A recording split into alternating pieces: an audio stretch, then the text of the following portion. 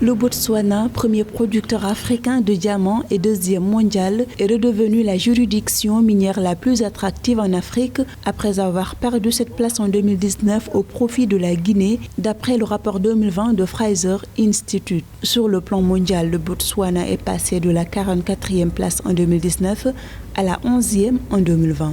Le secteur minier est porteur de développement d'abord au niveau de la gestion du secteur minier. C'est là les défis et c'est lorsque le secteur minier est géré de façon optimale, tout en respectant l'environnement et en respectant tous les traités internationaux en matière de gestion, ainsi que la gestion des revenus du secteur minier. En ce moment, le secteur minier peut contribuer de façon efficiente au développement. Le Botswana est en effet passé de la 22e place mondiale dans le rapport précédent à la 15e place en 2020. Toutefois, le Fonds monétaire international recommande fortement au pays de créer une main-d'œuvre qualifiée et d'entamer la réforme concernant les recettes fiscales.